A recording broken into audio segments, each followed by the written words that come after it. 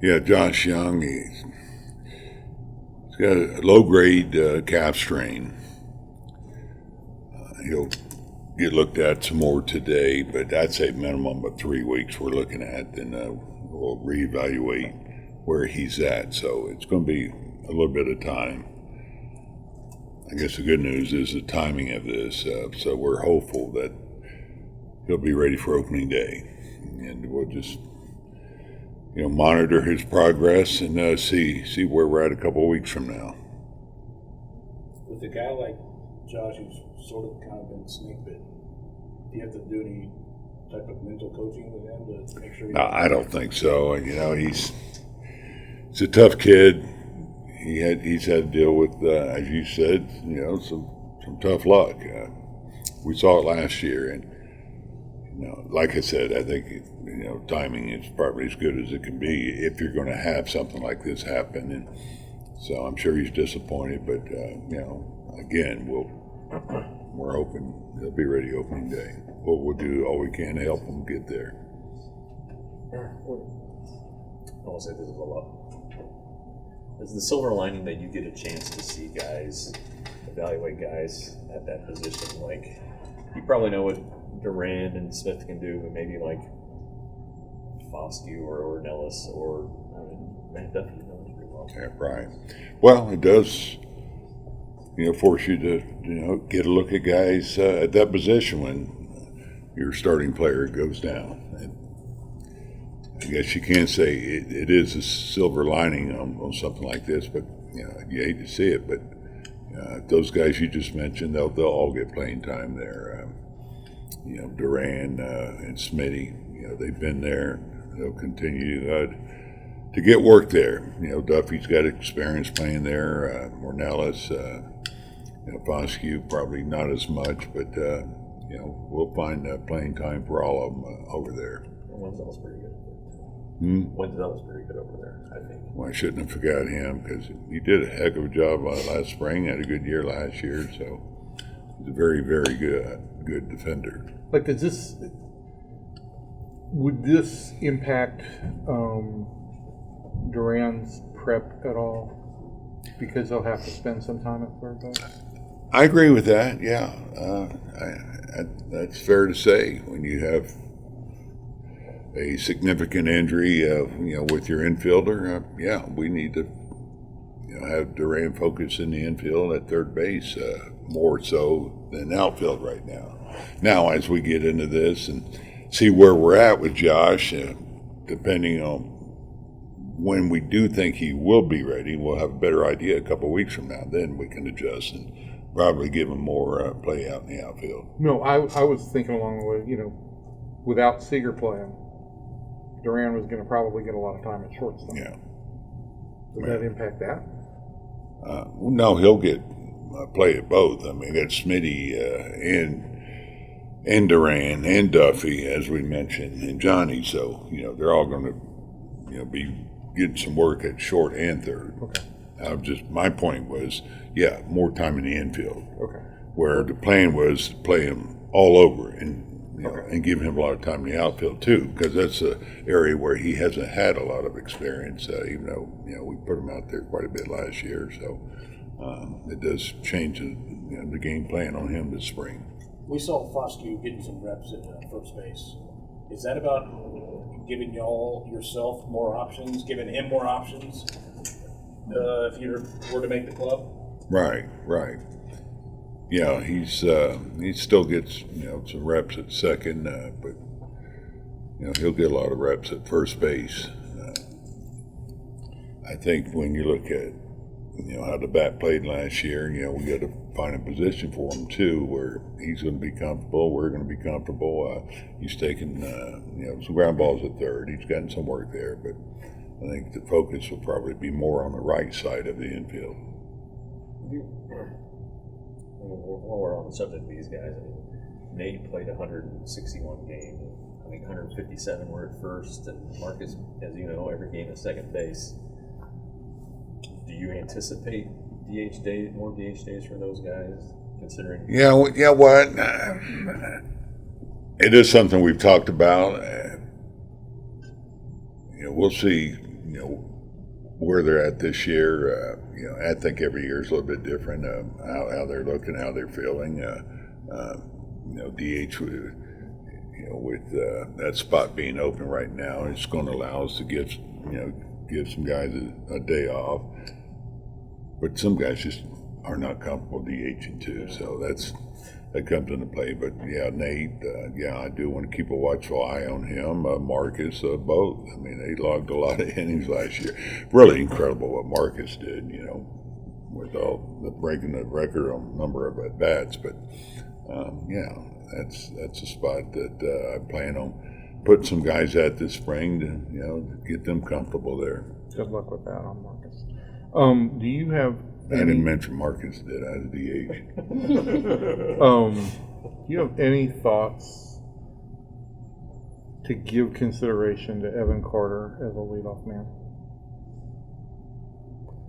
Well, I think you have to, you know, always have that thought with him at some point,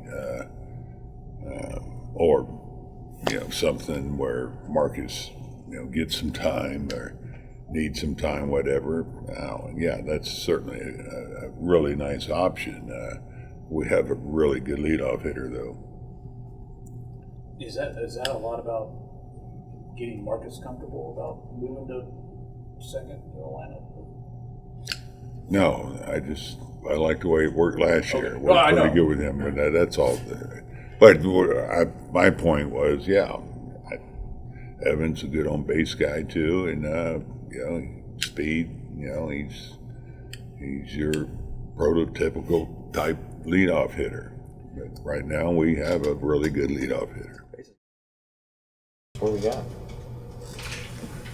Well, we got all the fellas got in, so it's good to see everybody. Tomorrow will be the first workout, but it's just great to catch up with some of them. I haven't seen all of them yet, but you know, they all look good. They look happy, so it's good to see them. Talk to David yet? Robertson. Yeah, briefly. I need to talk to him a little bit more, but yeah, that's all. It's good to have him in camp. He's a real jerk. He was really not talkative. Good guy. Yeah.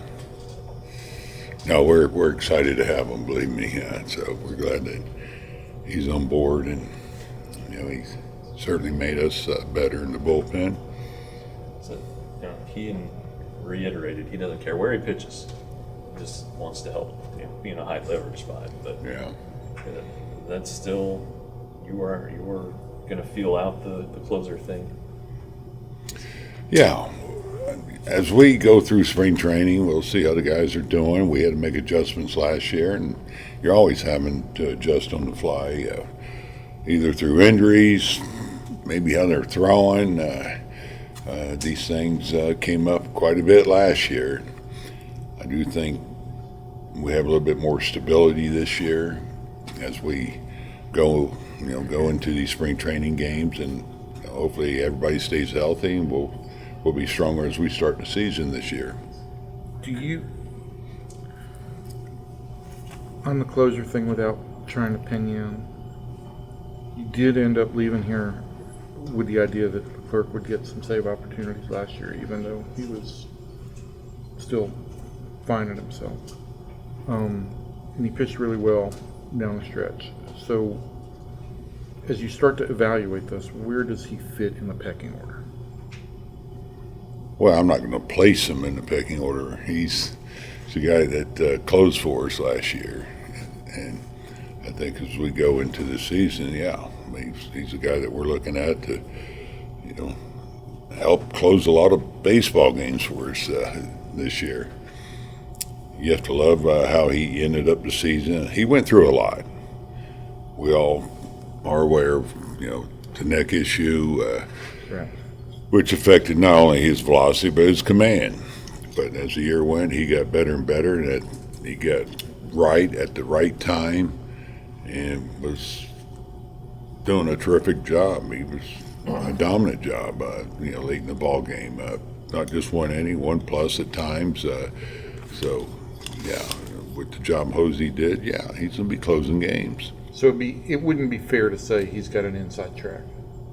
I'm not going to going the tracks, whatever. Right now, he's a guy that's going to be pitching late in the ball game, closing games for us. He's on the track. Yeah, you got to look at, of course, David. You got to look at Yates, Sporzy. You know, we got some high leverage guys down there that can help each other out, help give guys days off, and so I get penciled into exactly what the pecking order is because they're all really good relievers with you know, really good resumes, and so they'll all be used late in the ball game. Do you want to leave here with the closer? I mean, you've said life is easier when you have a guy, but does it? Yeah, I think when we leave here, we'll have a guy that we'll feel like he'll get most of the closing opportunities early. But it's going to enable us to keep these guys fresh because they all want to be out there. They thrive on that situation, and so it's important that they're all used 7th, 8th, and 9th.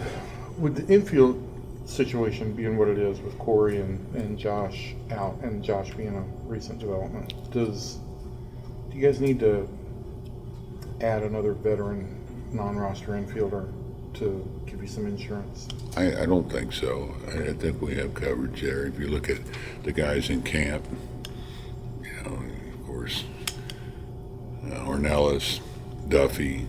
I mean, that gives us experience there. Wenzel, Foscue, he may get some work at third. So no, I think we're fine there. So that And hasn't I probably left somebody out, but that's no. But you just haven't had any conversations like we need to go No. get a little more done. no. You know what? We're hopeful. Both of them are going to be ready by opening day too. Right. We're not assuming that they're not going to be ready, but we have to be prepared. We get that, and if they're not, we feel like we are prepared. We were asking Evan about facing lefties yesterday. He took ever so slight umbrage with the idea that he has an issue. He pointed out that he barely had any at-bats. I think he had 11 in the regular season. He said that's not enough. He was over 10, but he doesn't think lefties are any different for him. How do you see it? Does he have a point? Was that enough? No, it's not enough. I've talked about this a few times with him, and it's all about getting some reps against lefties. I mean, that's a really, really small sample size. So, to assume, well, he's not going to handle lefties. I said at his age, too, you have to look at his number of at-bats in the minor leagues, or even before that. He probably just hasn't seen a lot of lefties, and that's all. That's what it takes, and he'll see his lefties here. We're not going to make a huge deal out of this. He'll play against lefties this spring. You'll see him in batting practice, so he'll get some reps against the lefties. When you guys bring in a new catcher like Kisner, what's the process behind a catcher learning a new pitching staff, and how is it different now versus when, say, you were a catcher? Yeah, it's similar, to be honest. Kisner, we've talked, but he gets it. He's talking about he wants to get to know the guys, not just their stuff, but get to know who they are, what they're about. So he knows that's a priority for him, is get to know this pitching staff, and that's what he talked about in our initial conversation, and that's how that's how it should be. So, during these bullpens, of course, during the games, I'll mix them up with different guys, and so he'll get a chance to know them all.